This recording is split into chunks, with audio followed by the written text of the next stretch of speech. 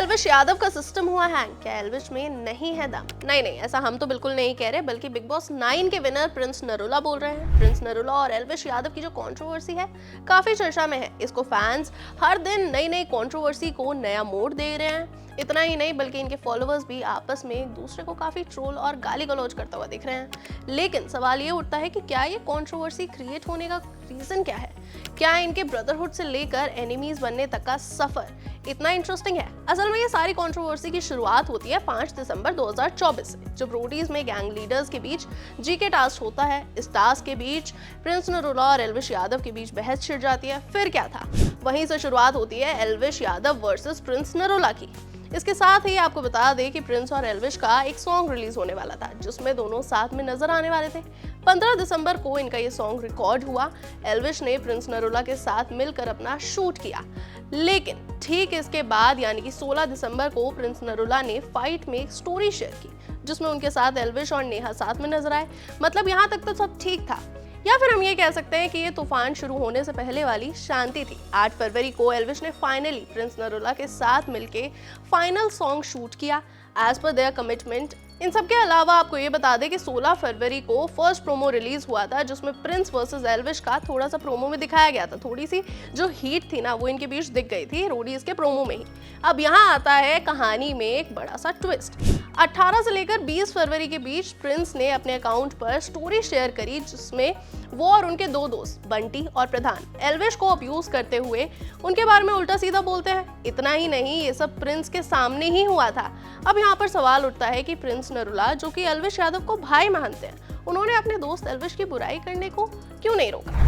इन सब के बाद यानी कि ठीक 20 फरवरी को एल्विश यादव का एक ब्लॉग सामने आता है, जिसमें वो प्रिंस की तरफ से हो रही सारी भसड़ पर रिप्लाई देते हैं और कंट्रोवर्सी को इग्नोर करने के लिए बोलते हैं। इस सब के बाद 21 फरवरी को एल्विश एक अपडेट जारी करते हैं, जिसमें उनके और प्रिंस नरूला दोनों के ही फैंस को एक तगड़ा सा झटका लगता है। एल्विश एक ट्वीट करते हैं, जिसमें वो अपना वर्क रिपोर्ट दिखाते हुए कहते हैं कि वो प्रिंस के साथ कोई सॉन्ग नहीं करेंगे। आपको बता दें कि वही सॉन्ग है जिसमें 42 लाख के करीब अमाउंट खर्च हो चुका था, जो कि था प्रिंस नरूला का।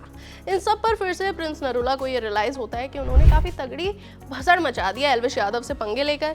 ये प्रिंस को इसलिए लगा क्योंकि उन्होंने अपने और एल्विश वाले सॉन्ग, जैसे कि मैंने आपको बताया, 42 लाख का खर्चा किया था, और एल्विश ने प्रिंस नरूला से भाईचारे में 1 रुपया भी नहीं लिया था, जो खैर अब रिलीज ही नहीं हो रहा है।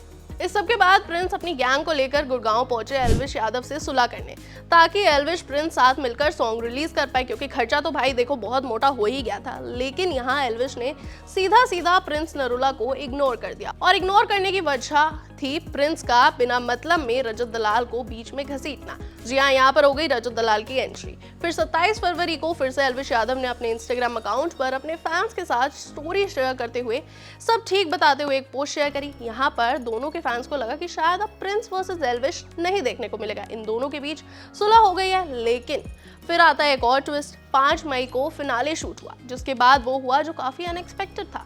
असल में शूट पूरा खत्म होने के बाद पता चलता है कि प्रिंस के दोस्त उसी की वैनिटी में बैठकर एल्विश का वेट कर रहे थे, यानी कि ये एक फाइट की स्पार्क थी।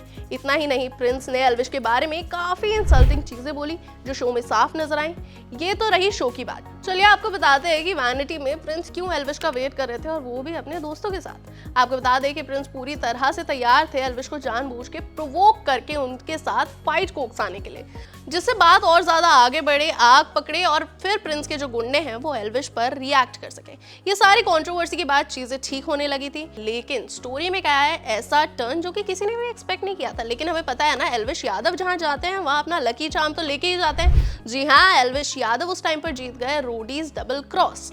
रोडीज जीतना शायद प्रिंस की ईगो को काफी ज्यादा हर्ट कर गया। ऐसा हम सबको पता ही है कि पास्ट एपिसोड्स में भी और पास्ट सीजन्स में भी हमने देखा है कि जब भी प्रिंस नरूला किसी भी टास्क में हारते हैं ना, तो थोड़ी सी आग और मिर्च तो उनके सीने में लग ही जाती है। तो वहां से प्रिंस नरूला ने एल्विश यादव को प्रोवोक करना दोबारा से शुरू कर दिया। इस सबसे एक चीज तो साफ नजर आ रही है कि इतनी सारी कंट्रोवर्सी में पहले प्रोवोक करने वाला तो प्रिंस नरूला ही था। और इतना ही नहीं, अगर देखा जाए तो एल्विश ने अपनी तरफ से पूरी कंट्रोवर्सी पे कुछ खास इंपॉर्टेंस दिया नहीं है। हालांकि अभी भी ये कंट्रोवर्सी चल ही रही है। प्रिंस नरूला कंटिन्यूअसली एल्विश यादव को अटैक कर रहे हैं। अब सवाल यह है कि क्या एल्विश इतना कुछ होने के बाद भी प्रिंस को जवाब नहीं देंगे? क्या ये कंट्रोवर्सी आगे चलकर एक बड़े तूफान में बदलने वाली है? क्या इसमें और भी इन्फ्लुएंसर्स इन्वॉल्व होंगे, क्योंकि रजत दलाल ने तो अपने कदम थोड़े पीछे खींच लिए हैं। आप इस पूरी कंट्रोवर्सी पर क्या सोचते हैं? अपनी राय हमें फटाफट से कमेंट सेक्शन में बताएं और ये भी कमेंट कर दें आप टीम एल्विश में हैं या फिर टीम प्रिंस नरूला।